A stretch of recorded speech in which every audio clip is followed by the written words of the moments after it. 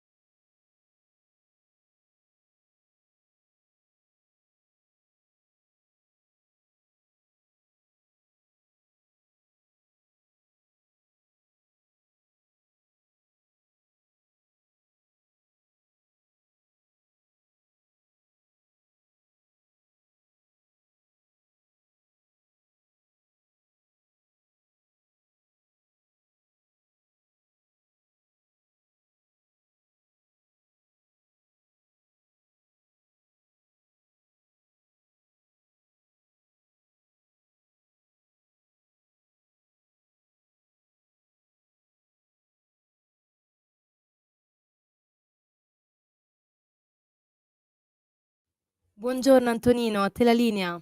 Buongiorno a te, cara Sveva. Anch'io stavo col libanese, come avete ascoltato, perché questi sono i PhD, I Will Let You Down, del 1981. Io non ti deluderò. Ebbene sì, buongiorno, buon lavoro a te, Sveva, ma soprattutto amiche e amici miei, ma non dell'avventura, buongiorno. Siete sulle magiche onde di Radio Libertà.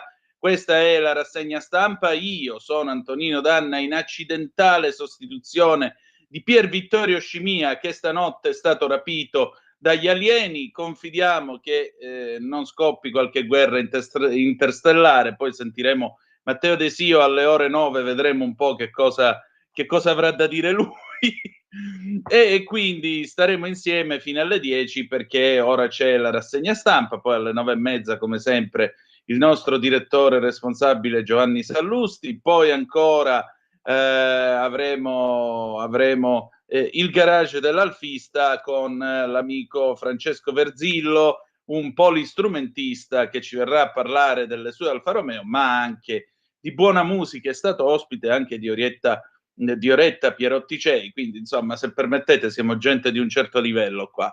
Va bene, allora cominciamo la nostra rassegna stampa. Prima di tutto i soliti caveat: date il sangue in ospedale, serve sempre, salverete vite umane, chi salva una vita umana salva il mondo intero. Secondo appello, radiolibertà.net, fesso chi non lo legge, perché vi perdete appunto il direttore responsabile Giovanni Sallusti, Gli Autodafé di Giulio Cainarca, vi perdete la rassegna stampa di Semivarin, quella di Pier Vittorio, la mia, le videopillole e molta altra bella robina ancora. Non solo, già che ci siamo, vi diamo anche le coordinate a cui incrociamo: 340 670 9659 se avete voglia di mandarci delle zappe a commento delle notizie che daremo nel corso di questa rassegna stampa, zappe o WhatsApp che dir vogliansi.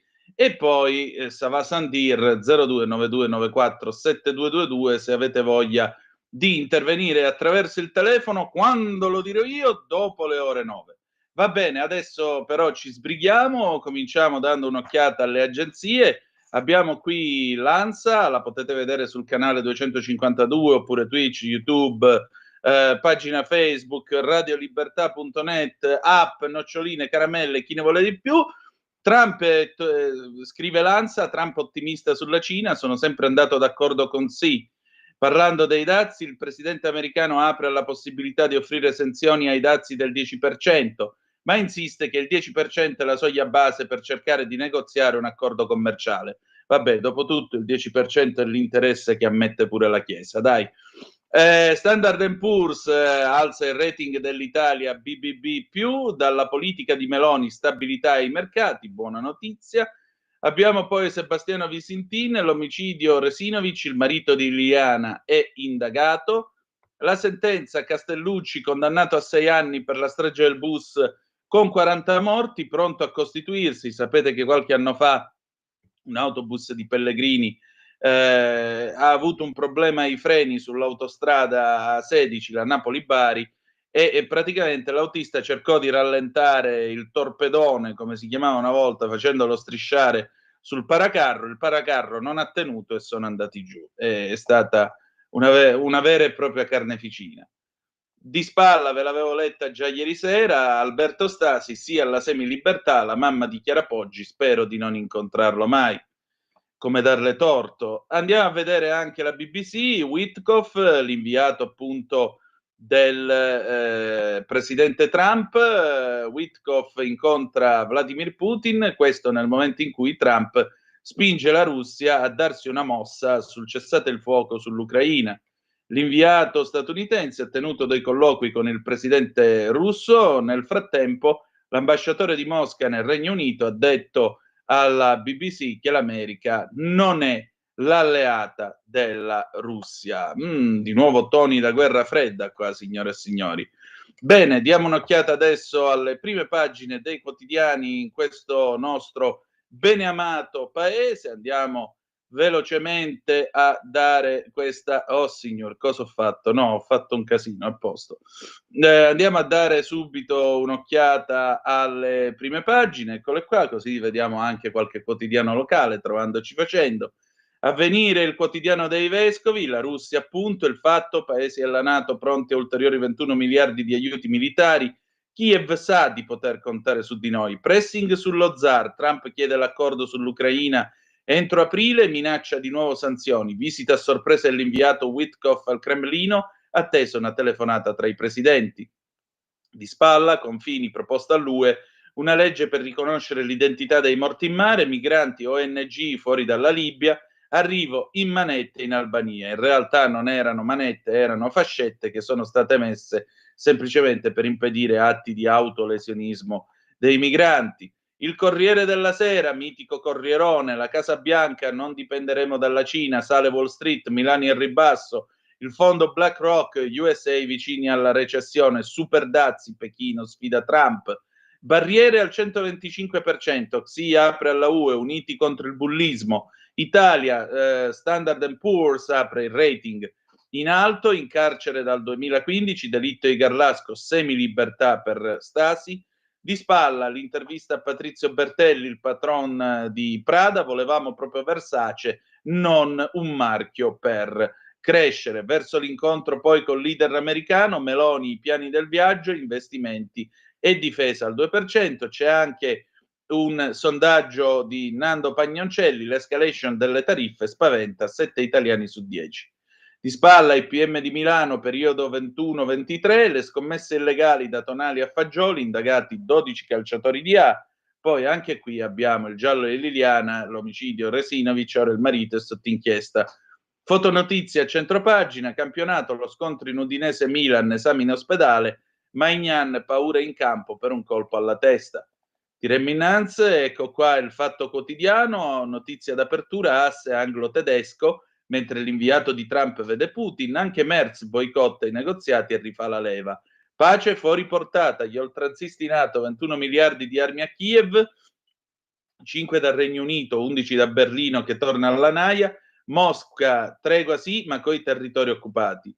Il report del governo alle Camere, riarma buffata da 7 miliardi e 7, già cominciata per i nostri colossi, da Leonardo a Fincantieri a Iveco.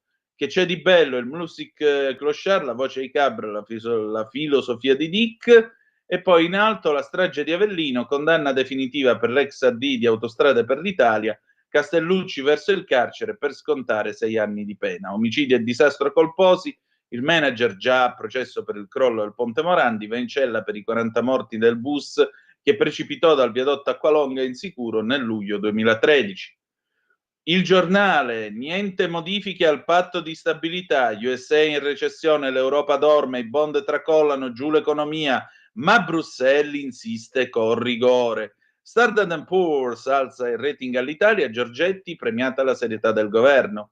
Di spalla gli incontri tra detenuti e partner, via libera al sesso in carcere, massimo 2 ore e porta aperta. Si avvera una previsione che l'allora Presidente della Repubblica Giovanni Leone aveva fatto nel 1975, quindi pensate, ci sono voluti 50 anni per arrivare a questo e stiamo parlando del sesso in carcere, figuratevi le cose come vanno a rilenti in Italia.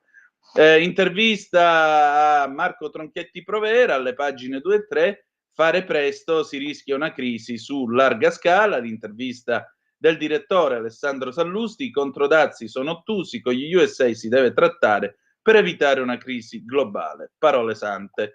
Nuovo bollettino della Santa Sede, il Papa migliora ancora, vuole esserci a Pasqua. Il tempo, Mao Tse, titolo veramente geniale stamattina ragazzi, un momento che questo va assaporato, fermi, vado. Il tempo, Mao Tse Trump. Mao Tse Trump, Meloni in USA per l'UE il caso Cina, allarme Nord Africa, rischio colonizzazione, gelo americano sul socialista Sanchez che vola a Pechino, Tajani sceglie l'India, i veri giochi dietro i dazi, Trump spiazza ancora ottimista sull'accordo con Xi. Il dragone nel WTO, quell'errore fatale che divide l'Europa. La stretta sugli sbarchi, qui a sinistra, migranti, la maxi truffa finisce in Parlamento, la Libra torna, la Libra è il pattugliatore della Marina Militare, torna in Albania, crollano gli arrivi, meno 26%. Fine del modello Riace, dopo il no del comune ci pensa il prefetto che annuncia Lucano lo rimuovo io, caos regionali, Gianni pronto al bis, solo Elli dice di no, Zai adesso gioca la carta della proroga. Parla il costituzionalista Celotto, il no al terzo mandato dovrà pur valere per le regioni autonome.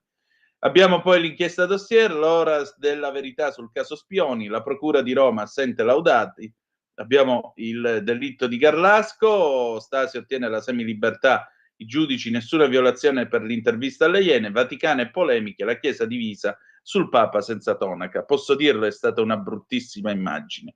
E poi il momento più divertente della rassegna stampa, il tempo di Osho, lo sapete, le prostitute, il codice d'impresa e Febal, finalmente pago le tasse. Abbiamo la foto di questo signore che sta insomma informandosi sui prezzi con una operatrice sessuale di strada e dice quanto? 100 con fattura, 80 senza. Date una medaglia a quest'uomo, vi prego. La Repubblica, ladies and gentlemen, Cina-UE, asse anti-Trump, Pechino rilancia contro dazi al 125%, Xi incontra Sanchez, basta col bullismo americano. L'Europa si prepara a trattare, allarme recessione, la Fed pronta a intervenire sui mercati. Centropagina al TAN, Trump si è cambiato le mutande, panico a Wall Street perché sapete che il buon Trump ha detto che tutti vanno a baciargli il lato su cui ci si siede. La nave dei migranti in Albania, sono scesi con le manette, non è vero, sono scesi con le fascette, che è un'altra cosa. La sentenza strage del bus, Castellucci condannato si costituirà, scommesse, calcio nella bufera, puntate su siti illegali, indagati giocatori di Serie A, oltre a Fagioli e Tonali anche altri della nazionale, finti acquisti per i debiti. La Stampa, Dazzi, il no dell'Europa a Meloni, Dombrovskis boccia la proposta italiana di sospensione del patto, i timori della Premier per i conti pubblici, Cottarelli, all'economia non serve una nuova spesa.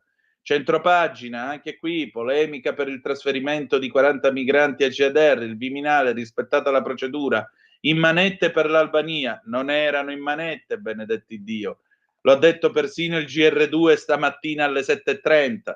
Quindi non è che me lo sto inventando che erano con le fascette, è la verità, è un'informazione vera e verificata, quindi tranquilli che non c'era nessuna manetta. Andiamo ulteriormente avanti, ecco qua la verità, appunto. La verità, a differenza degli altri quotidiani, stamattina apre con D'Alema, diciamolo. Sfumata la provvigione milionaria, però l'ex premier la sfanga. Armi, la Colombia salva D'Alema, la corruzione c'è ma si archivia. Il GIP accoglie, condividendola integralmente, la richiesta dei PM, i quali parlano di estrema certezza della trattativa sottesa da accordi corruttivi, però si arrendono di fronte alle mancate risposte di Bogotà alle rogatorie internazionali e alla legge Cartabia. Di spalla la UE si precipita a Pechino per mettersi in vendita con Xi, Ursula telefona al premier cinese, lo spagnolo Sanchez vola a Pechino, Londra ci fa accordi militari, la crisi dei dazi sta spingendo l'Europa dritta nelle fauci del dragone, sarebbe un affarone per Berlino, unico paese dell'Unione ad avere un saldo commerciale positivo. Fa pure la vittima, Prodi tira ancora i capelli, roba piccola, non mi scuso, ma basta. Perché l'Europa vuole che la guerra continui, mentre Washington e Mosca discutono dell'assetto futuro, il vecchio continente è impegnato a rallentare gli sforzi di pace. Al capo degli 007 tedeschi sfugge la verità, tenere impegnati i russi in Ucraina e fare affari. Ecco, e poi Francesco Borgonovo dice parole sante. La foto vestito come un barbone, Francesco umano, troppo umano, così fa a pezzi la sacralità del Papa. Parole sante che sottoscrivo in pieno.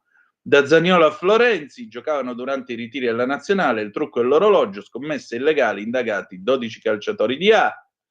Insomma, qua si va avanti. Abbiamo appena ricordato nel marzo scorso i 45 anni del calcio scommesse 1980, ve li ricordate? Cruciani e Trinca che fecero la denuncia perché non avevano vinto un bel niente e arrivarono le auto della polizia sulla pista d'atletica dell'Olimpico sotto lo sguardo esterrefatto di Bistaccone e Galeazzi, una pagina di grande giornalismo e di vergogna enorme per il calcio italiano. A quel tempo l'Equipe o Le Monde, mi pare, fece un titolo, dice il carcere di Regina Coeli si qualifica per il Mondiale di Spagna 82. Libero, eccolo qua, Giorgia faccia a faccia con Trump, Meloni, missione possibile, il Premier prepara l'incontro alla Casa Bianca, nei giorni successivi Vance sarà a Roma, trattare sui dazi è ancora possibile nonostante la sinistra è parte dei vertici europei. Standard & Poor's alza il rating dell'Italia, Giorgetti premiata la nostra serietà. Centropagina, Viola candidata in Veneto, ci sto pensando, il PD si attacca alla virologa. Andrea Morigi, grande Andrea Morigi, centropagina, il messaggio dietro la foto, il Papa col poncio pensa al successore, diciamo un Papa che indica in fondo mi sto spogliando della talare, di conseguenza la indosserà qualcun altro. Quotidiano economico di riferimento, questa mattina, eccolo qua, Italia Oggi, Sava Sandir, €1 per salire in nave o aereo, la riforma della fiscalità locale prevede il nuovo tributo d'imbarco che potrà essere istituito dal 26 in tutte le province in cui siano presenti porti o aeroporti, il servizio di Francesco Cerisano a pagina 27, sopra in alto Francesco De Palo, Meloni con Trump non parlerà soltanto di dazi, in primo piano anche il Mediterraneo e l'Africa, e poi Rita Lofano, la direttrice responsabile dell'Agi, Trump per ora vince, ha in mano i mercati, di spalla, implacabile come sempre Pierluigi Magnaschi, col diritto al rovescio, le smargiassate di Trump, le sue menzogne, modi arroganti un po' mafiosi, io avrei levato quello un po'. Comunque, lo rendono spesso respingente. Tuttavia questi toni ultimativi, queste prese di posizione impulsive, possono rappresentare qualcosa di più dell'aspetto caratteriale del personaggio. I suoi elettori lo hanno votato convinti che servano maniere forti per fermare la decadenza americana, castrata dalla cultura woke, dal politicamente corretto, da un'immigrazione fuori controllo, dall'arrogante nichilismo del gender. Ma dietro le smargiassate di Trump c'è soprattutto l'evidenza di un paese indebolito da un debito pubblico 36 mila miliardi e un deficit commerciale 1200 miliardi fuori controllo, che rischiano di far perdere al dollaro il suo ruolo di moneta di riserva dell'economia mondiale. Il MAGA di Trump non è altro che la sceneggiata mediatica del disperato tentativo di invertire questa decadenza. E non è detto che funzioni. Come sempre, implacabile Pierluigi Magnaschi, che ora si è fatta alle 8:23 minuti e 17 secondi. Non abbiamo tempo per i quotidiani locali perché oggi è sabato, domani non si va a scuola e tempo ce n'è poco, per cui noi procediamo a dare quindi un'occhiatina un po' più approfondita ai quotidiani. C'era una cosuzza interessante, eccola qua appunto, Avvenire, la decisione dell'Istat di rivedere gli elenchi che definiscono le attività inserendo anche i servizi sessuali scuote il mondo delle associazioni, si cancellano sfruttamento e vittime, persone non codici, la prostituzione non è mai lavoro. Il cardinale Lo Iudice, l'ennesimo oltraggio per le donne, vanno rimessi al centro i diritti basilari di ogni essere umano. Il presidente della comunità Papa Giovanni XXIII Fadda, così si creano zone grigie dove criminalità e violenza possono solo proliferare. Scusate. Qual è il punto? Di fatto si sta riaprendo un dibattito sulla prostituzione nel nostro paese a partire dai codici Ateco, cioè da quanto questo giro d'affari possa rendere al fisco, con l'obiettivo, temiamo, di arrivare a fare i conti tra un anno e decidere di inquadrare anche giuridicamente in modo diverso il fenomeno. Ciò di cui il nostro paese non avrebbe affatto bisogno, vista l'attualità dirompente di una legge, quella voluta 67 anni fa da Lina Merlin, che resiste alle discutibili derive prese dal resto d'Europa, dove legalizzazione e addirittura contrattualizzazione della prostituzione hanno portato a risultati fallimentari in termini di tutela della dignità delle persone coinvolte e di rispetto dei loro diritti. E la verità è che la decisione di introdurre un codice Ateco per la prostituzione rischia di fornire un'ulteriore opportunità alla criminalità attraverso la creazione di zone grigie in cui possono proliferare forme di sfruttamento codificate, proprio come è successo dove è stata legalizzata, rimarca Matteo Fadda, che dell'associazione Papa Giovanni XXIII è presidente. Ricordando che in Senato è in corso da mesi una nuova indagine sul fenomeno ed è lì che vorremmo portare la voce delle sopravvissute che assistiamo, la loro fatica di ricostruirsi una vita e un'indipendenza economica dopo anni di manipolazione, abuso fisico e psicologico, minacce e ricatti. Di rischio di legittimare una realtà che spesso si nutre di sfruttamento, violenza, mancanza di possibilità di scelta, parla anche l'arcivescovo di Siena, il cardinale Augusto Paolo Lo Iudice, alle spalle anni di strada a Roma accanto alle prostitute insieme ai volontari della sua parrocchia. La vendita del proprio corpo non può essere considerata un'attività economica. Dietro le storie di tante donne che si ritrovano schiacciate al mondo della prostituzione c'è sofferenza, solitudine e violenza. Basta chiedere a chiunque abbia avvicinato, ovviamente non come cliente, queste ragazze per avere conferma di ciò. Dare un codice Ateco a questo è come accettare tutto ciò che c'è dietro: sfruttamento, ricatti, droga. Voi che cosa ne pensate? Favorevoli o contrari? La prostituzione è un atto che riguarda squisitamente la morale o anche il fisco? 340 670 9659. Posso dire che a me fa schifo l'idea di andare con una che va con tutti semplicemente per fame o per paura di prendere botte la sera se non porta a casa tot soldi? Questa sarebbe la liberazione della donna? Sarebbe il rispetto della donna? Giusto per saperlo. Parentesi, non è che OnlyFans sia meno. Andiamo avanti. Andiamo avanti, il Corrierone, eccolo qui, il Corrierone della Sera alle 8:27. Xi alza i dazi. Scusate, mi si è impuntata la marcia. Ecco qua, sfolla. Xi alza i dazi agli USA, sono una tigre di carta. Il leader cinese incontra Sanchez e cerca una sponda con l'Europa. resistere insieme al bullismo unilaterale. Ve l'avevamo già letta ieri sulla BBC questa notizia.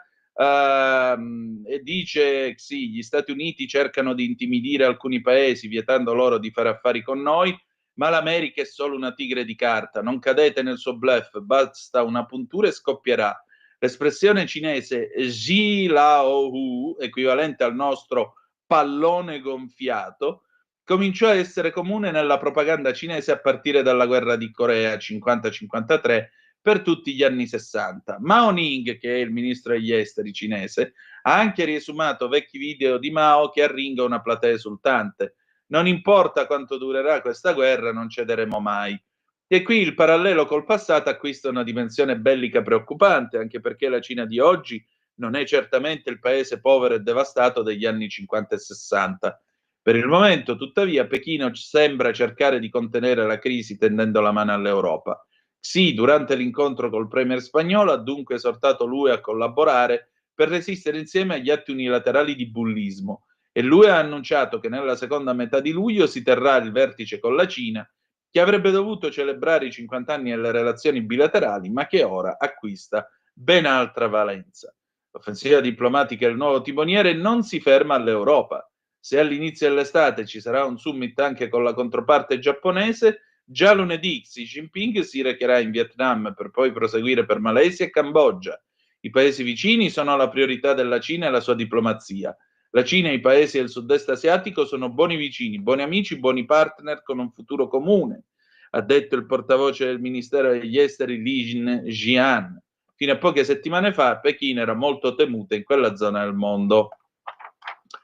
Andiamo, che ora è? Le 8:29, ci siamo quasi, dopodiché avremo un breve jingle e a seguire avremo il meteo. Sempre il Corriere: dal voto perso in Wisconsin alla guerra con la Cina aumentano segnali e meme di fastidio, ma è presto per dire che siamo ai titoli di coda di un rapporto che serve a entrambi. Le crepe nell'incantesimo tra Donald ed Elon. Jingle, meteo e poi torniamo con il Banco del Mutuo Soccorso, lontano da 1983. A tra poco.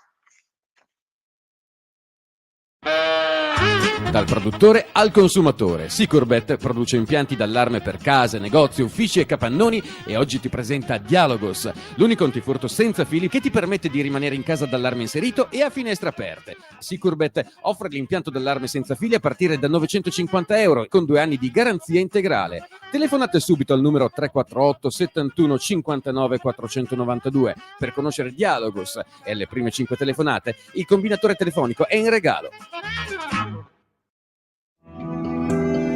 Il meteo.it presenta le previsioni del giorno.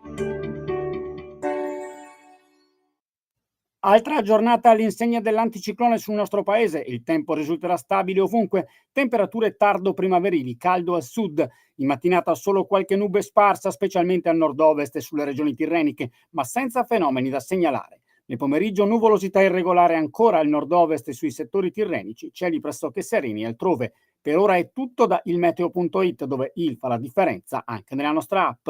Un saluto da Andrea Garbinato. Avete ascoltato le previsioni del giorno.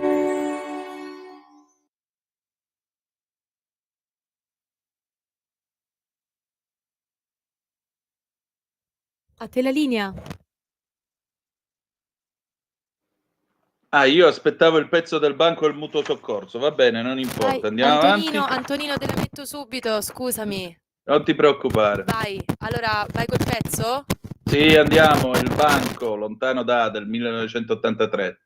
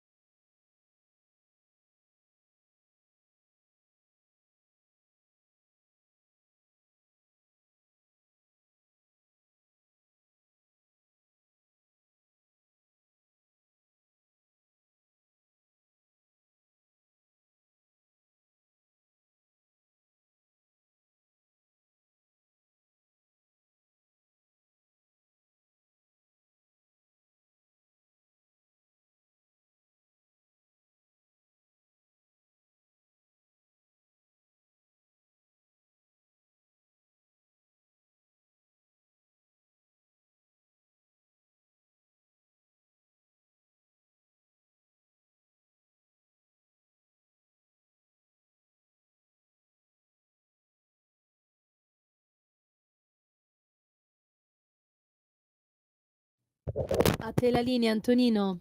Grazie Sveva, però io sono un cafone perché c'è anche Natalia con noi, quindi buongiorno a te, buon lavoro anche a te, mia cara, insomma, che diamine, un minimo di cortesia verso voi gentili fanciulle. Avete ascoltato Il Banco del Mutuo Soccorso, lontano del 1983, e perdonate, ma com'è che abbiamo fatto ad andare da questi qui a Tony F? Cioè, come abbiamo fatto? Qualcuno me lo dovrà per forza spiegare. Siamo andati dal Banco, che è stato un immenso gruppo di rock progressive italiano. A proposito, il rock progressive italiano non aveva niente da invidiare a nessuno, specie negli anni 70, a questi qui che fanno la musica con l'autotune. Ma dai, ma per favore. Allora, torniamo alla rassegna stampa, alle 8:35 minuti e 22 secondi. Qui sulle magiche onde di Radio Libertà, Antonino Danna al microfono con voi, e abbiamo appunto, sono in accidentale sostituzione di Pier Vittorio Scimia, che vi dicevo è stato rapito stanotte dagli alieni. Poi Matteo De Sio ci darà alcuni aggiornamenti su questo rapimento. Speriamo che non arrivi anche l'asteroide, perché sennò siamo a posto. Comunque, scherzi a parte, lo salutiamo Pier Vittorio. La questione dazi ovviamente viene affrontata anche su Italia Oggi. L'amico Paolo Rossetti intervista Rita Lofano, che è la direttrice, il direttore responsabile dell'agenzia AGI. Per adesso sta vincendo Trump, tiene infatti in mano i mercati, nel senso che li fa salire e scendere come vuole. E allora uno si chiede, ma cosa sta andando, insomma?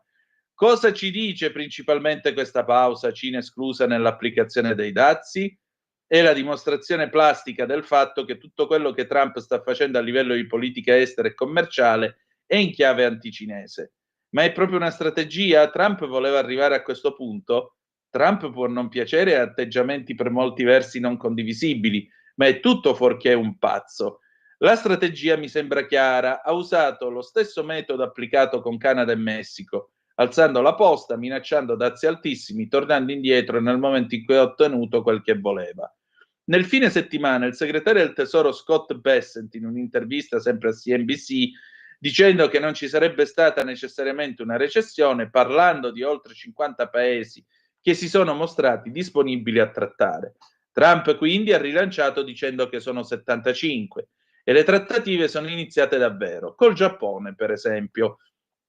Che partita sta giocando invece con la Cina?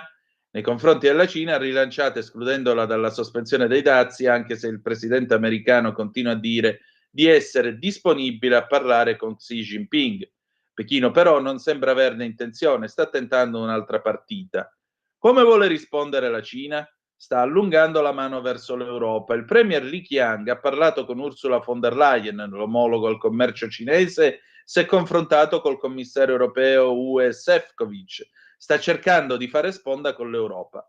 Ma se devono scegliere fra USA e Cina, gli europei davvero opteranno per Pechino?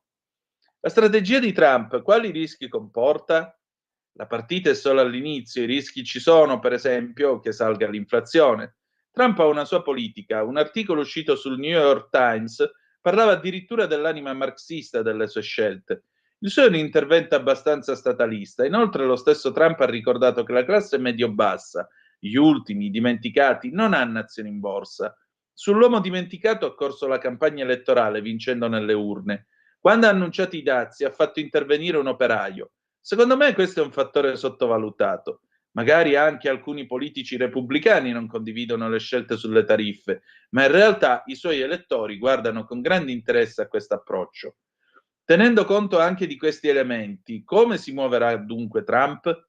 Le classi medie, risponde sempre Rita Lofano, direttrice responsabile dell'AGI, le classi medie sono molto impoverite. Trump vuole rilanciare l'industria nazionale, il manifatturiero. Per farlo deve riequilibrare la bilancia commerciale, trovando accordi con gli altri paesi. Bessent li ha definiti accordi su misura, è proprio così. Col Giappone c'è la partita dell'acciaio, dell'export di gas naturale liquefatto, possibilmente dall'Alaska.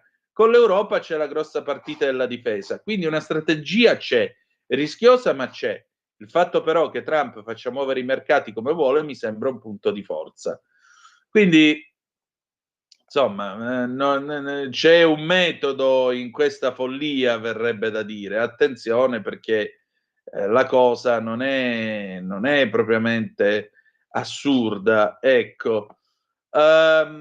Andiamo adesso su Il Giornale, anzi, no, Il Fatto Quotidiano prima, perché vi voglio leggere questa storia della strage dell'autostrada. Vediamo un po', eccola qua, la strage di Avellino, e poi parliamo anche del dopo Zaia. Era il 2013, un bus sfondò le barriere del viadotto, 40 morti. Castellucci, 6 anni per la strage di Avellino, ora finirà in carcere.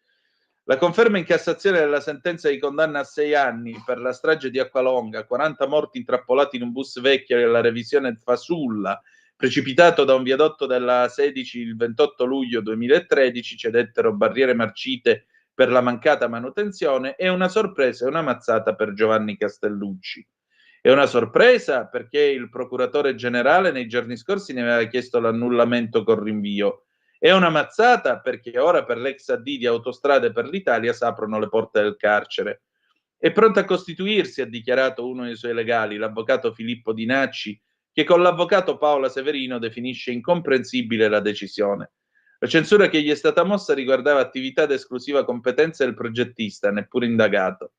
La Suprema Corte in 4 ore di Camera di Consiglio ha invece rigettato le richieste del PG che aveva sollecitato per Castellucci, coinvolto a Genova anche nel processo per il crollo del Ponte Morandi, un appello bis per la condanna per l'omicidio colposo, assoluzione perché il fatto non sussiste per il disastro colposo. Passano in giudicato anche le condanne per gli altri dirigenti della società e i dipendenti del tronco. 6 anni per il DG dell'epoca Riccardo Mollo e per i dipendenti di Aspi Massimo Giulio Fornaci e Marco Perna. 5 anni per il dirigente di Aspi Nicola Spadavecchi e per il direttore di tronco Paolo Berti. 3 anni per Gianluca De Franceschi, dirigente di Aspi, e per i dipendenti Gianni Marrone e Bruno Gerardi. 9 anni per il titolare del bus Gennaro Lametta e 4 per l'ex dipendente della motorizzazione civile Antonietta Ceriola. Castellucci era stato assolto in primo grado ad Avellino e la sentenza per la sua posizione e quella di altri dirigenti fu ribaltata in appello a Napoli nel settembre del 23. Sentenza confermata ieri dopo una requisitoria in cui il PG, pur chiedendo l'assoluzione dell'ex AD di Aspi, sulle barriere del viadotto ha affermato che c'è stata una situazione di incuria protratta per numerosi anni, con il mancato controllo sui tirafondi e di colpevole inerzia da parte di chi doveva monitorare e controllare. Il bus, ha ricordato, aveva un certificato falso di revisione che non veniva effettuata dal 2011 e che il mezzo era privo dei requisiti minimi per circolare. Infatti si ruppe il giunto cardanico del sistema frenante, il bus travolse una quindicina di auto, poi sfondò le barriere e cadde nel vuoto sul territorio di Monteforte Irpino, in provincia di Avellino. Era una domenica d'estate e il bus trasportava una comitiva di turisti di ritorno a Pozzuoli. Morirono sul colpo in 38, 2 nei giorni successivi. Secondo gli inquirenti, se quelle barriere protettive fossero state sostituite a norma, il bus non sarebbe finito di sotto. Dal Comitato Vittime Ponte Morandi arriva apprezzamento per la sentenza e solidarietà alle famiglie e alle vittime d'Acqualonga. Dimostra che quanto sta emergendo dalla nostra vicenda processuale non è un caso isolato. 2 titoli sempre dal Fatto Quotidiano. Bogliocchi fu la prima faida nerazzurra rosso sangue. Tra i mandanti dell'omicidio dell'ex capo nel 2022 c'è anche l'ora pentito Andrea Beretta che ha ucciso Antonio Bellocco. E poi appunto l'inchiesta, Fagioli e Tonali anche a Libratori, 12 giocatori di A e azzurri indagati. Vi dicevo sempre sul fatto del dopo Zaia, eccolo qua, il PD ci riprova con Viola e Aldo Serena. Il PD guarda quasi più a quel che accade nel centrodestra che cercare un proprio candidato. Come scritto dal Corriere del Veneto, una mezza avanza è stata fatta da Antonella Viola, immunologa diventata famosa durante il Covid. Lei ha mostrato un tiepido interesse, doveroso pensarci, ha detto. In maniera pure riservata è stato sondato anche Aldo Serena, ex calciatore piuttosto popolare. Entrambe le ipotesi però non sono viste benissimo né a Roma né da gran parte del partito veneto. Ma l'ipotesi civico ha una ratio. Andrea Martella, segretario regionale, punta a diventare sindaco di Venezia. Il PD nazionale lo appoggia. Altra partita complicata, ma la scommessa è che Luca Zaia non si presenterà per il capoluogo, perché Giorgia Meloni lo porterà al governo, non solo per tenerlo in campo, ma anche come azione di disturbo nei confronti di Salvini, mentre lascerebbe il Veneto alla Lega in cambio della Lombardia. Il centro-sinistra parte comunque svantaggiato.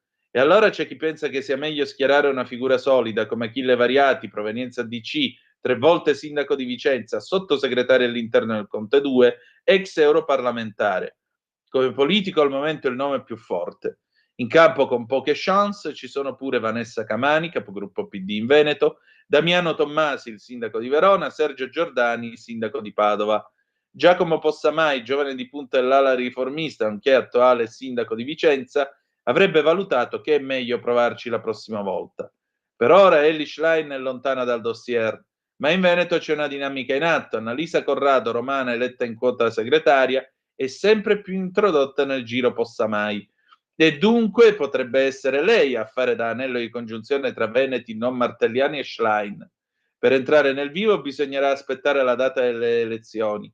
A Zaia, sacrificato sull'altare del no al terzo mandato, erano state fatte arrivare rassicurazioni che si poteva votare nella primavera del 26 per consentirgli di gestire le Olimpiadi invernali.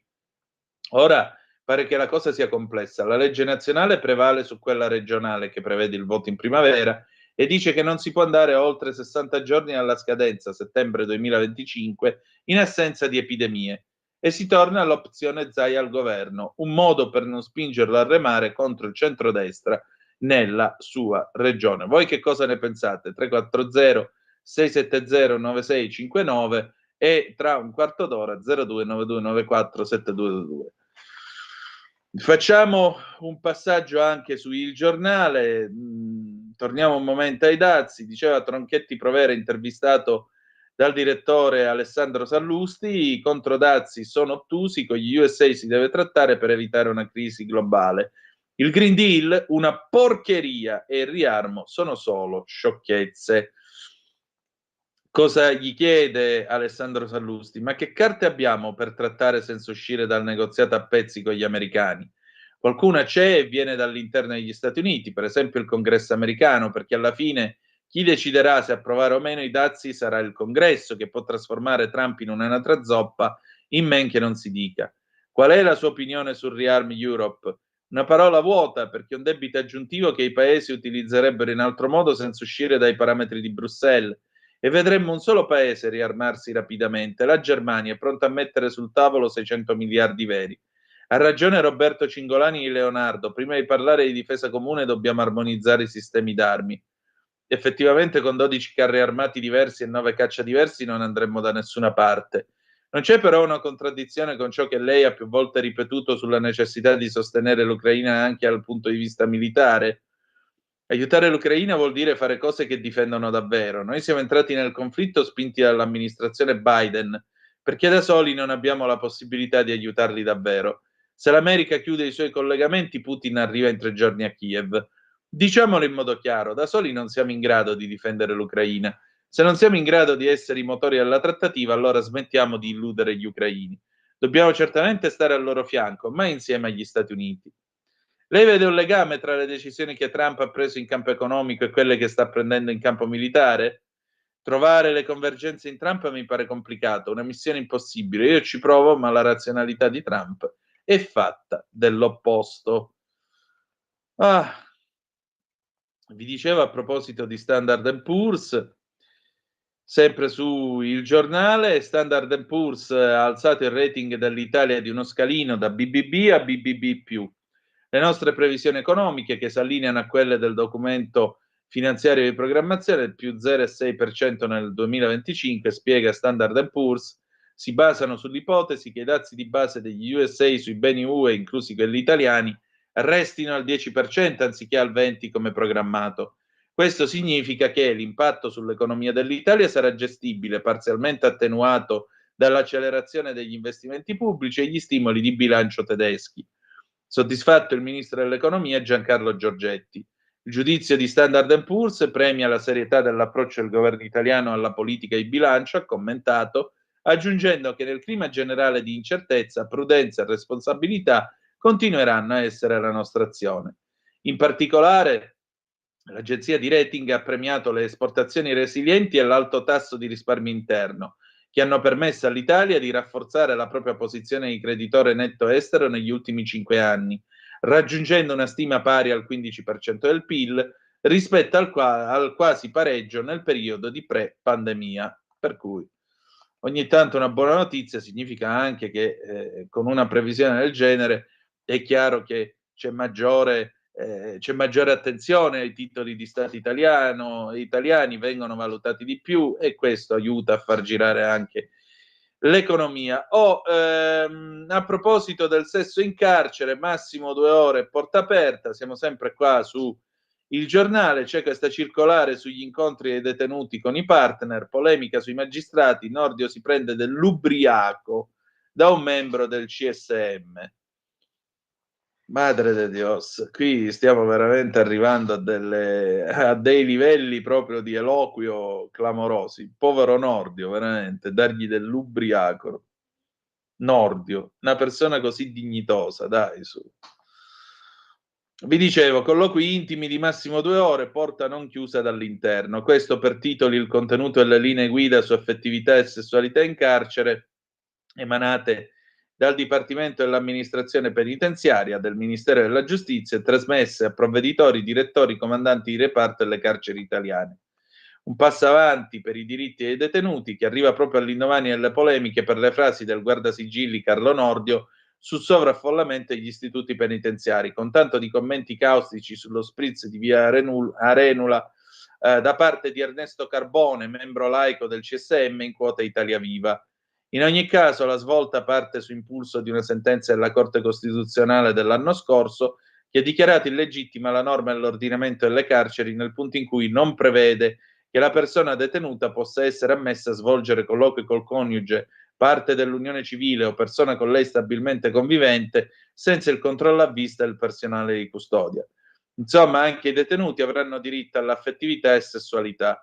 E appunto quelli che vengono chiamati colloqui intimi, recitano le linee guida del DAP, saranno concessi nello stesso numero di quelli visivi fruiti mensilmente e avranno durata massima di 2 ore. Non ci sarà più dunque il controllo a vista da parte degli agenti penitenziari, ma per ragioni di sicurezza la stanza dovrà essere senza possibilità di chiusura dall'interno e sarà sorvegliata soltanto all'esterno. A poter usufruire del beneficio saranno i detenuti sposati, uniti in unione civile, oppure che dimostrino di essere stabilmente conviventi, esclusi solo quelli sottoposti al 41 bis o al 14 bis, regime di sorveglianza speciale. Il tutto potrà avvenire in una camera arredata con letto e bagno, sorveglianza degli agenti soltanto all'esterno, ma senza possibilità di chiudere la porta internamente. Secondo il DAP saranno circa 17.000 i detenuti che potranno avvalersi del diritto. È un cammino che occorre intraprendere e rendere effettiva questa tutela, ha detto il presidente della Corte Costituzionale Amoroso. Andiamo a vedere rapidamente la questione Albania sul Tempo, anche perché sono già le 8:53 minuti. Stretta sugli irregolari, crollano gli sbarchi, la nave con i migranti arriva in Albania. Frontex, meno 26% di arrivi, 40 clandestini a Geder, polemiche per le fascette, vedete, correttamente il Tempo dalla notizia, per le fascette ai polsi, Piantedosi incontra i ministri algerino, libico, tunisino per aumentare i rimpatri volontari. Dove siamo qua? Ecco qua. Rispetto alle altre volte precedenti c'è una grande novità. Adesso si tratta di immigrati che arrivano a Ghadir, per i quali è già stata emessa una convalida al trattenimento finalizzata al rimpatrio, dal momento che si tratta di persone oggetto di espulsione. Le altre volte invece erano migranti egiziani e bengalesi appena arrivati in Italia, per i quali ancora nessun giudice si era espresso in merito.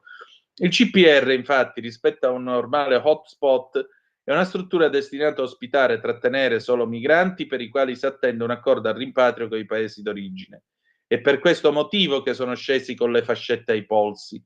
Un fatto che è stato denunciato come gravissimo dall'eurodeputata del PD Cecilia Strada, eppure rientra nella norma perché è la stessa condizione dei clandestini che si trovano nei CPR sul territorio italiano come quello di Ponte Galeria.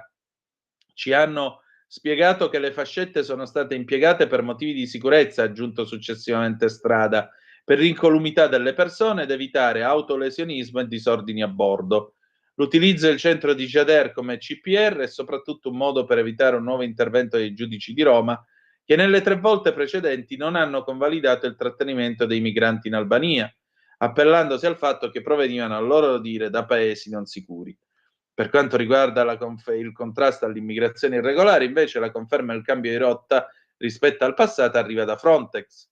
Il Mediterraneo centrale, prevalentemente rotte da Libia e Tunisia, ha registrato 8.500 attraversamenti irregolari nel primo trimestre del 25. Si tratta di un calo del 26% rispetto al primo trimestre del 24. Solo a marzo il numero di arrivi registrati è diminuito di 3/4 rispetto all'anno precedente. L'Agenzia Europea di Guardia Costiera e di Frontiera rileva invece che le rotte del Mediterraneo orientale verso la Grecia e dell'Africa occidentale verso la Spagna sono le rotte più attive per la migrazione irregolare quest'anno. Il Mediterraneo orientale è il più trafficato, con 9.630 arrivi tra gennaio e marzo. I migranti su questa rotta provenivano principalmente da Afghanistan, Egitto, Sudan. La rotta dell'Africa occidentale ha seguito da vicino con 9.200 arrivi registrati nello stesso periodo. Ciò rappresenta un calo del 30% rispetto al primo trimestre del 2024. A Riace invece la prefettura rimuove Mimmo Lucano, che deve essere dichiarato decaduto dalla carica di sindaco di Riace. Nonostante il tentativo della sinistra di salvare il paladino dei migranti, sul destino dell'europarlamentare di Alleanza Verdi e Sinistra entra a gamba tesa il prefetto di Reggio Calabria, Clara Vaccaro, che annuncia l'avvio dell'azione popolare per la decadenza di Lucano, condannato in via definitiva a 18 mesi nell'ambito del processo sul modello Riace e sul sistema di irregolarità nella gestione migranti. Per noi la procedura di decadenza avviata nei confronti del sindaco di Riace, Domenico Lucano, è un dato di routine, dal momento che di concerto col Ministero dell'Interno abbiamo riscontrato come la fattispecie di reato per la quale è stato condannato rientri nella sopravvivenza della legge Severino, ha detto il prefetto, che nelle scorse settimane aveva firmato il documento trasmesso al presidente del Consiglio Comunale della cittadina ionica, in cui veniva comunicato che Domenico Lucano decade dalla carica di sindaco e di conseguenza aspetta all'organo consiliare d'appartenenza prenderne atto. La prefettura, in quella stessa comunicazione in cui invitava la maggioranza espressione del sindaco a dichiarare decaduto Lucano, avvisava che qualora il Consiglio avesse provato a salvare Lucano, a quel punto la palla sarebbe tornata nelle mani della prefettura, che in caso di inadempienza a quanto richiesto provvederà a promuovere l'azione popolare a norma dell'articolo 70 del decreto legislativo 267 del 2000, volta a prendere atto della decadenza del sindaco. E così è stato. Andiamo avanti. Che ora è? Le 8:57, 3 minuti, poi ci fermiamo con i Mattia Bazar, ma perché, del 1977? Ebbene sì. Allora, la verità si parla di D'Alema, del caso Colombia, così ci occupiamo anche di questa vicenda. Andiamo a pagina 7. Benissimo, sì, non c'è problema, andate tranquille ragazze, così poi c'è anche più tempo per chiamare il nostro Matteo De Sio. La verità, la Colombia salva D'Alema, archiviazione sulle armi per le rogatorie senza risposta, scrive il collega Giacomo Amadori. Il GIP ha accolto la richiesta dei PM, che parlano di estrema certezza della trattativa e di accordi corruttivi, ma Bogotà non ha dato seguito alle istanze dell'Italia. L'inchiesta riguardava la trattativa per una compravendita di armamenti, 4 corvette, 2 sommergibili, 24 cacciamilitari, del valore di 4 miliardi di euro, che D'Alema aveva cercato di mediare in cambio di 80 milioni di euro di provvigioni per se stesso e gli altri broker. 80 milioni di euro, madonna, ma come sono fatti 80 milioni di euro, gente? Ma soprattutto, che ci fai con 80 milioni di euro? 80 milioni di euro. Questo era il capo della Federazione dei Giovani Comunisti Italiani da ragazzo. Vabbè. Il 27 marzo scorso il GIP Rosaria Maria Ofieri ha accolto la richiesta d'archiviazione presentata alla Procura di Napoli nei confronti dell'ex primo ministro e i suoi presunti sodali, ma nel provvedimento ha usato parole molto dure.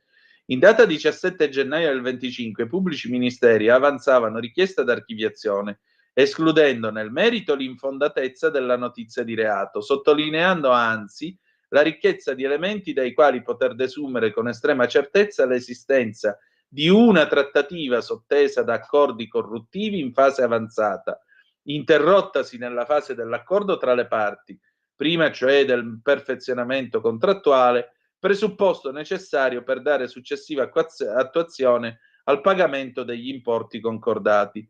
Ma i magistrati napoletani guidati dal procuratore Nicola Gratteri, pur certi per la prima volta, pur certi della bontà della loro pista investigativa, avrebbero deciso di arrendersi per un motivo molto semplice: la mancata collaborazione del governo colombiano, che va ricordato è guidato dall'agosto 2022, cioè dall'inizio delle indagini, dall'ex guerrigliero di sinistra Gustavo Petro, uno dei governanti socialisti del Sud America, con cui D'Alema ha intrattenuto rapporti sia per motivi ideologici che motivi istituzionali. Ah, che bel boccone che sfumato. Va bene, che altro c'è qua? Ah, il Papa, l'abito fa il Papa, ha ragione Francesco Borgonovo, ragione da vendere, ragazzi. L'abito fa il Papa, il poncio uccide la sacralità. La stampa progressista incensa l'apparizione di Francesca a San Pietro con plaid e pantaloni da parroco, ma l'immagine esprime il tracollo in corso.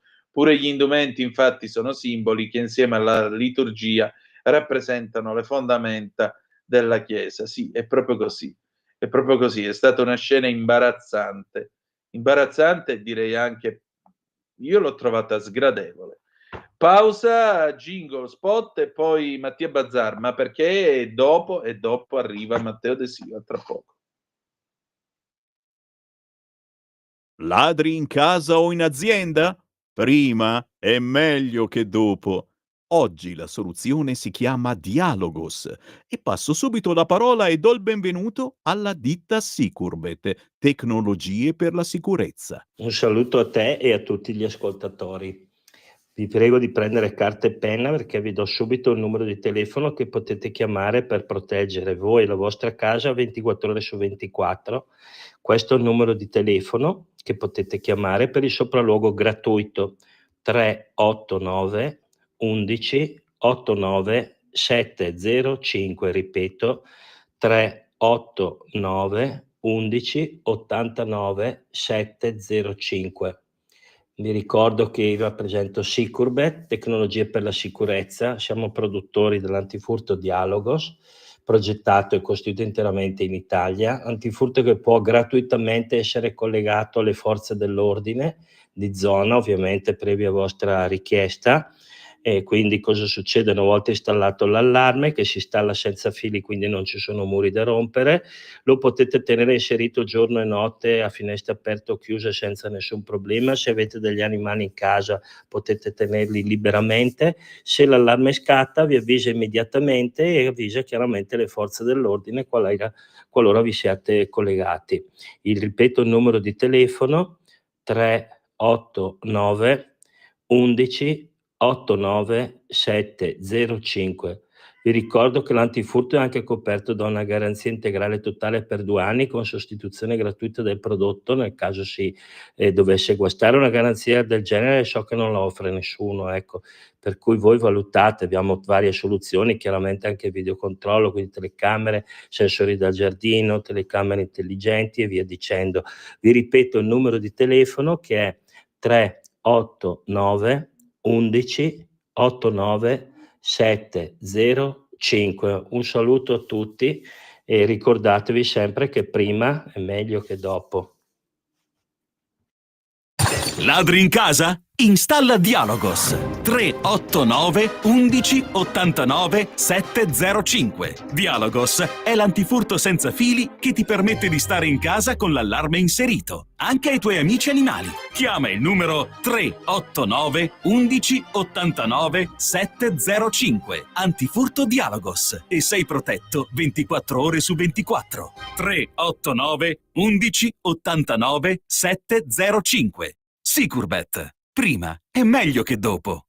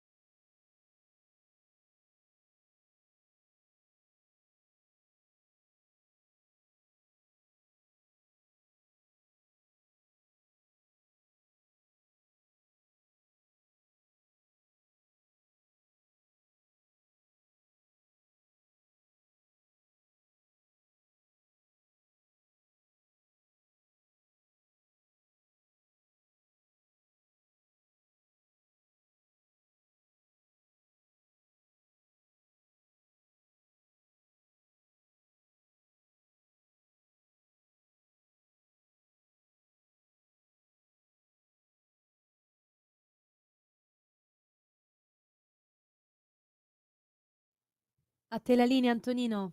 Grazie Sveva, eccoci qua alle 9, 6 minuti e 54 secondi sulle magiche onde di Radio Libertà.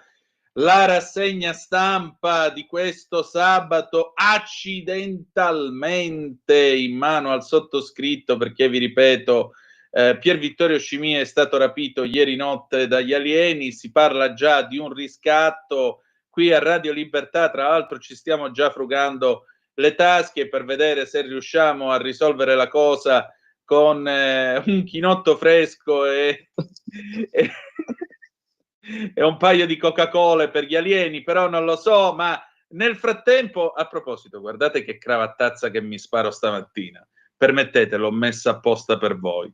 363 cravatte, guardate che lusso, questo 12 aprile 1970. E Mamma poi c'è mia. lui, l'immenso Matteo De Sio. Grandissimo Matteo, buongiorno. Buongiorno. E intanto il telefono è aperto allo 029294 7222. Allora Matteo?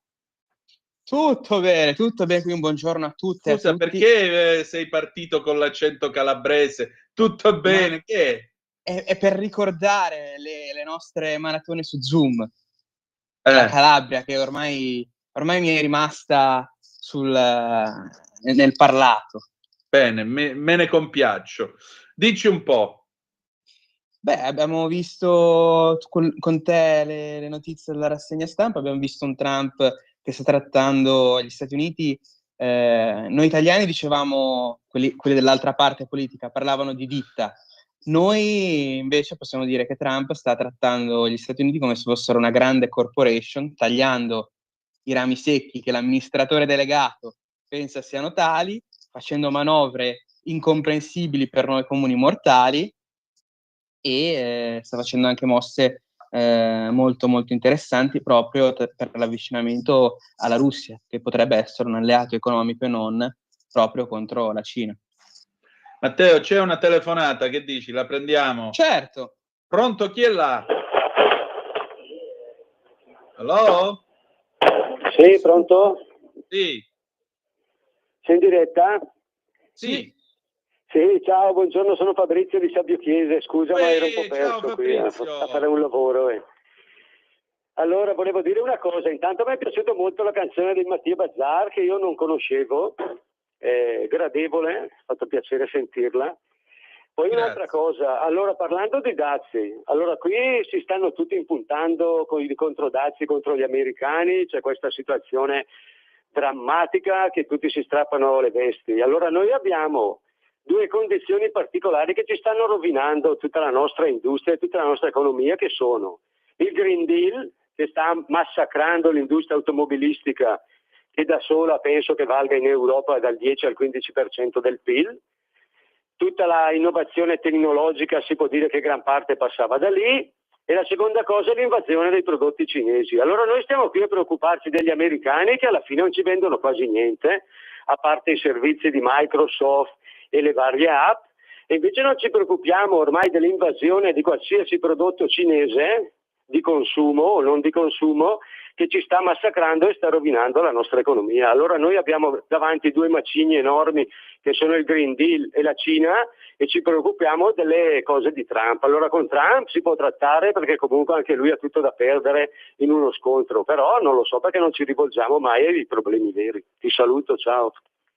L'osservazione è più che intelligente, direi, e anche più che di buonsenso. Io sono pienamente d'accordo con quello che dice il nostro Fabrizio da Sabbio Chiese. Aggiungerei anche una cosa. Noi abbiamo davanti un mercato come quello americano, che è il mercato più importante del mondo, c'è poco da fare. Dall'altro lato c'è una nazione, la Cina appunto, che fino ad oggi si è tirata fuori dalle panie della recessione economica globale proprio grazie alle esportazioni. Però voglio dire, voi volete farvi colonizzare dalla Cina o preferite commerciare con la prima potenza economica mondiale? Qua è solo questione di scelta. Anche perché nel momento in cui l'Unione Europea decidesse di darsi ane e core, per citare Serena Brancale, anima e core a Pechino, secondo voi agli americani questo farebbe piacere? Io dico proprio di no. Dico proprio di no. Tant'è vero che una delle prime cose che ha fatto Giorgia Meloni quando è diventata Presidente del Consiglio è stata abbandonare la via della seta, sulla quale ci aveva portato niente poco di meno che Sua Eccellenza Reverendissima e Monsignore Giuseppe Conte. A proposito, oggi è il compleanno di Carlo Cambi. Auguroni, Carlo. C'è un'altra chiamata, scusami Matteo. Pronto, chi è là? Ciao Antonino, sono Marco da Mantova. Ehi, buondì! Allora, io pur avendo la moglie calabrese, la cadenza calabrese faccio fatica ad averla. E va bene, non c'è problema, andiamo avanti. Allora, due considerazioni. La prima è la fregatura del famoso patto di stabilità, che noi pensavamo di poterlo cambiare, ma dopo che la Germania è riuscita a sforare il suo, praticamente a rovesciare il discorso dell'austerità, mettendo sul piatto un investimento da 1.000 miliardi, 500 in armamenti e 500 per rimettere in piedi le sue infrastrutture che cadono a pezzi, siamo rimasti fregati perché la Germania non ha bisogno di rivedere il patto di stabilità e quindi ci terrà sempre in pugno. Seconda considerazione, attenzione perché la von der Leyen, essendo socialista, non potrà mai fare un accordo, secondo me, con Trump, che arriva dalla parte opposta. E quindi lo vediamo, vogliono portare l'Europa in braccio alla Cina, anche perché la von der Leyen è dello stesso partito del cancelliere tedesco Scholz. Quindi la Germania è l'unico paese, è il paese in Europa che ha un interscambio commerciale gigantesco da 200 miliardi di euro con la Cina, quindi la Germania ha bisogno dei prodotti cinesi, ha bisogno di commerciare con la Cina perché altrimenti fallisce. Quindi vogliono portarci lì. Poi noi abbiamo il Prodi e il suo partito che sono cinesisti a tutti i costi, quindi io spero che la Meloni abbia il coraggio a un certo punto di non farsi coinvolgere, come hai detto te, ha bloccato la via della seta, speriamo che abbia il coraggio di non farsi coinvolgere, perché io diventare cinese, tra virgolette, proprio non ne ho voglia. Ciao, grazie Antonino. Aspetta lì. Tu hai detto una serie di cose che condivido, ma vi faccio notare, la faccio notare a te, a chi ci ascolta e a Matteo, difatti vorrei il parere di Matteo. Guardate che Alessandro Sallusti ha intervistato e ha detto chiaramente che il Green Deal è una cazzata, niente meno che Marco Tronchetti Provera, personaggio che rappresenta un capitale italiano che certo non è mai stato schierato a destra, o che si può considerare intellettualmente afferente all'area politica del centrodestra. Ci avete fatto caso?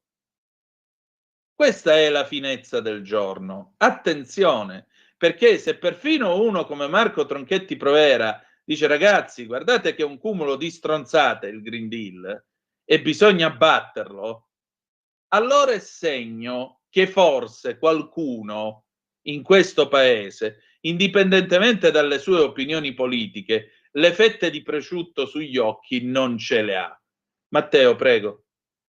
Tra l'altro, tornando al discorso della Germania è la seconda volta in pochi anni che fa marciare l'Unione Europea verso una direzione, ovvero contro la Russia prima e ora contro gli Stati Uniti proprio a favore della Cina, ma in realtà poi sotto fa i propri interessi. Con la Russia aveva, ricorderete, il Nord Stream, aveva tutto un commercio dietro importantissimo proprio sull'energia non rinnovabile, praticamente, possiamo dire così, che invece con l'Europa continua a premere sul Green Deal, e abbiamo anche una Germania che vuole venderci, tra virgolette, alla Cina, una Germania che quindi ha propri interessi economici con la Cina, una Cina che ci cannibalizzerà nel caso vorremmo abbracciare proprio, come diceva il nostro radioascoltatore, le loro idee economiche.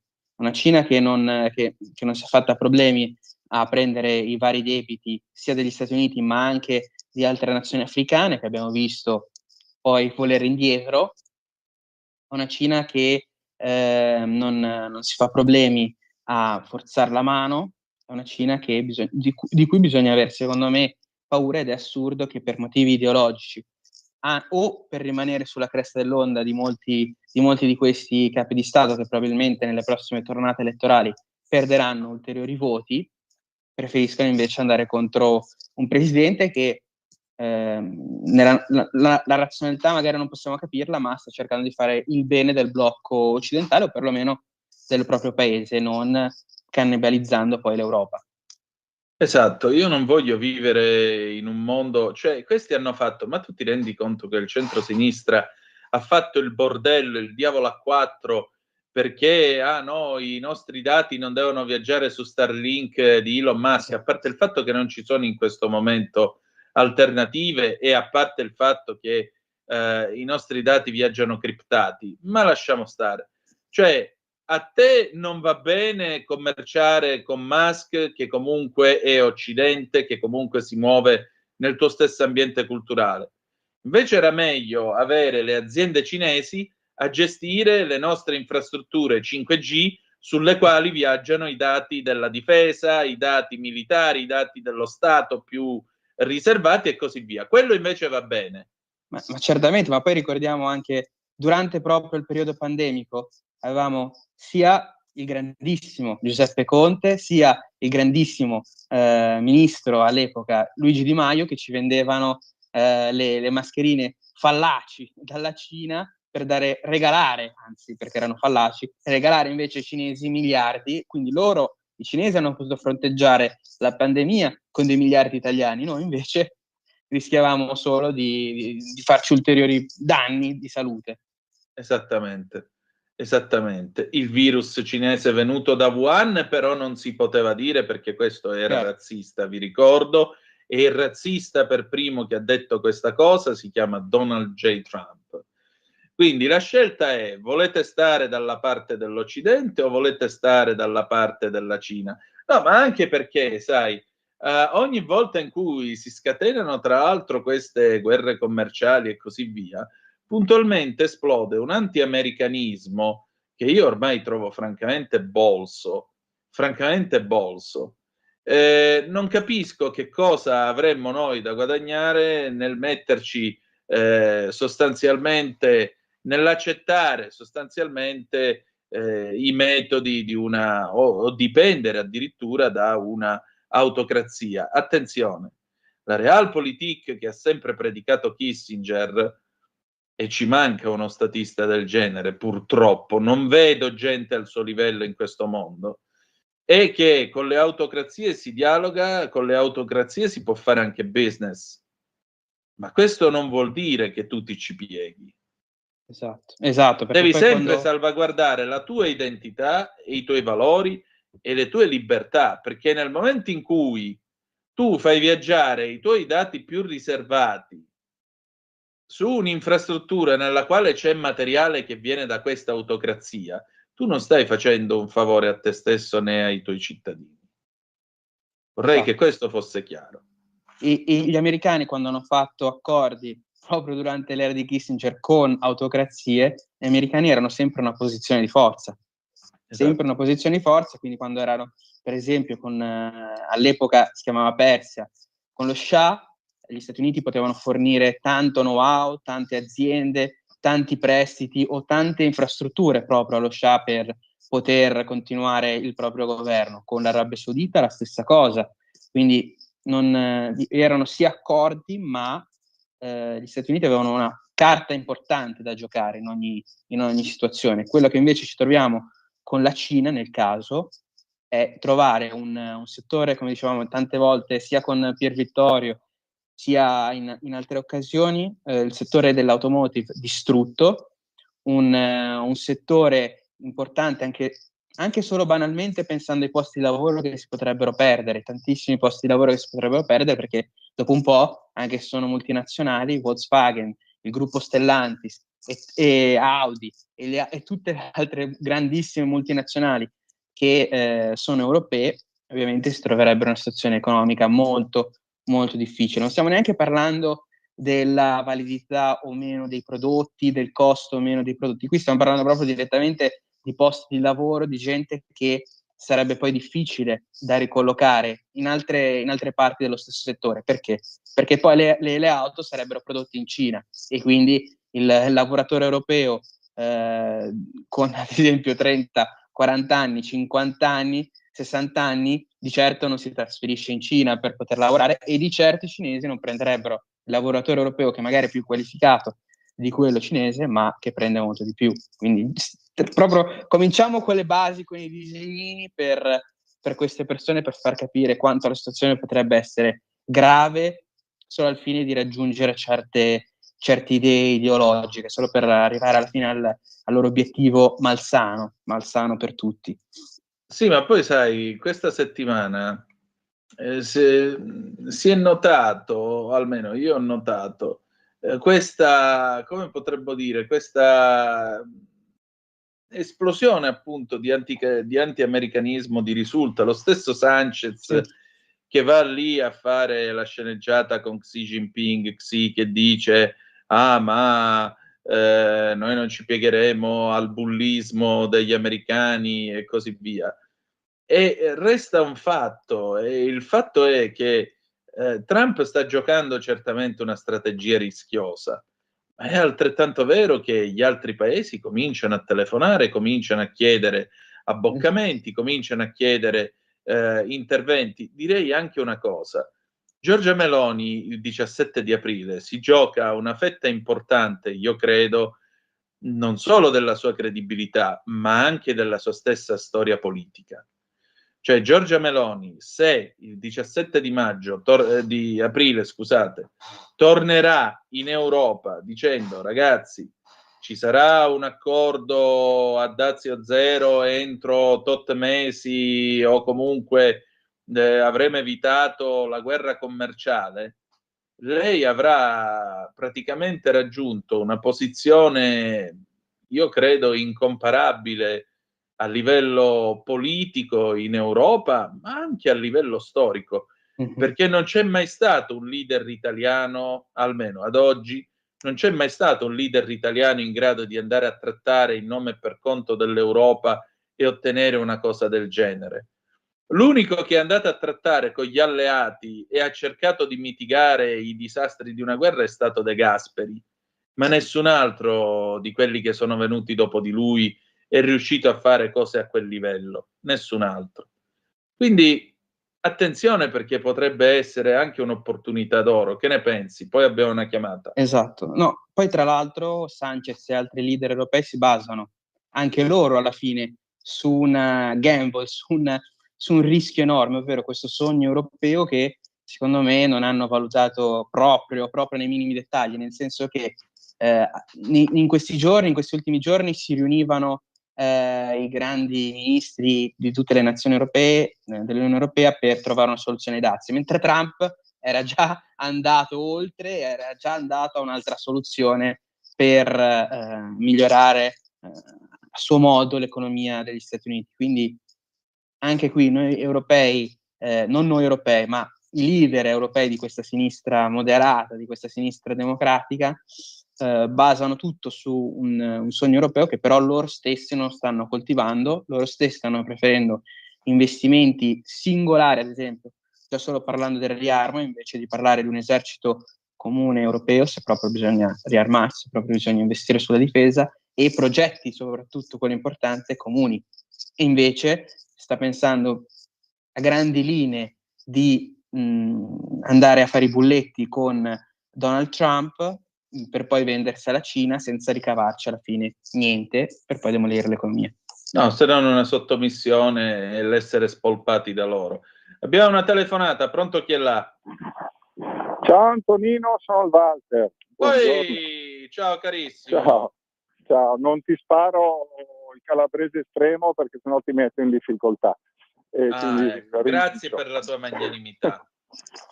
Scherzo. Volevo dire questo: Cina, Stati Uniti, chiaramente anch'io sto dalla parte degli Stati Uniti, però un po' di Cina, so che è una stonteria quella che dico, in Italia non farebbe bene. Vi faccio un esempio.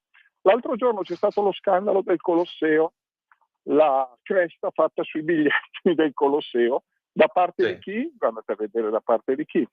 Pompei, Pompei fino a qualche anno fa era gestita dal comune, mi sembra, e il gioco era questo è per dirvi cos'è l'Italia quando parliamo di Cina.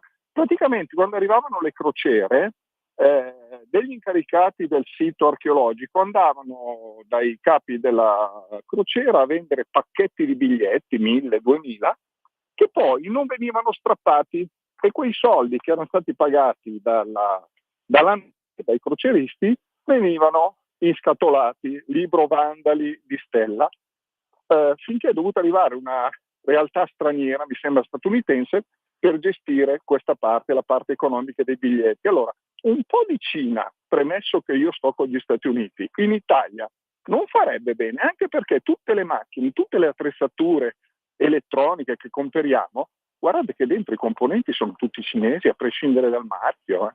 Non voglio certo, dire perché abbiamo tanto che non delocalizzato tutto. Sì, delocalizzato sì, ma perché? Perché abbiamo delocalizzato? Qual è il problema? Che gli operai stanno in malattia per dei mesi, che all'Alfa Sud quando si facevano le macchine facevano la pipì nei bagni chimici, che mettevano il polistirolo nella coppa dell'olio, e insomma chi è causa del suo male a volte deve anche piangere se stesso. Ciao, buongiorno. E poi alla fine l'Alfa Romeo se l'è venduta alla Fiat, proprio quello che oggi difende ancora la delocalizzazione in Cina, quello della tiratina nei capelli alla giornalista. Parentesi. Salutiamo Lavinia Orefici e la abbracciamo forte. Prego, Matteo.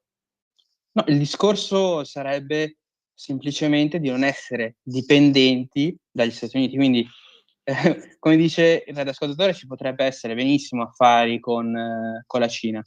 Il problema è che una parte politica vuole spingere proprio per la completa sottomissione in maniera volente o nolente. Sì, un cupio di L'altra soldi. verso la Cina.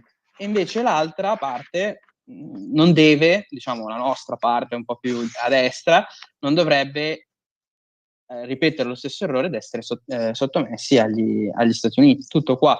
Con gli Stati Uniti bisogna avere una collaborazione, non più un rapporto di inferiorità, nonostante siano un'economia più forte, nonostante Che abbiano del resto è basi quello militari. che vorrebbe anche Trump quando dice dovete camminare sulle vostre gambe. Esatto, perché ma io non voglio che l'Europa cammini sulle gambe di uno come Macron che alza la mascella così, che pare Mussolini, mentre passa in rassegna le sue truppe e fa tutto il ganzo. Io non voglio essere servo di Merz e della Germania e delle sue necessità, perché la Germania torna a farsi i cavoli sua, specialmente nel momento in cui ci sarà il cessate il fuoco tra l'Ucraina e la Russia, perché vedrete che poi sentiremo però tutto sommato dai, Putin, vabbè, è stato un po' cornutello, però dai, dai, apri le valvole, Vlad, dai, pompaci un po' di gas, perché quelli lo faranno. Prima di questa guerra si parlava di Gerussia. Esatto, e la cosa grave probabilmente che già sta avvenendo, sicuramente non è che hanno smesso di acquistare da un giorno all'altro il gas russo, quindi bisognerà controllare l'economia dei paesi vicini, perché probabilmente passando dal Kazakistan e dagli altri stan, chissà quanto gas russo è stato comprato dalla Germania, che poi nel mentre manda a morire migliaia di ucraini sul fronte. Appunto, tra l'altro tutta sta roba qua sta nell'ultimo stan, l'Ad Caz Stan. Adesso noi chiudiamo la trasmissione perché sono le 9:30 e 49 secondi. Grazie a tutti voi. Adesso il nostro direttore responsabile Giovanni Sallusti con Liberamente, e poi dopo, se avete voglia, c'è il garage dell'Alfista col sottoscritto e Francesco Verzillo. A tra poco, grazie Matteo Desio.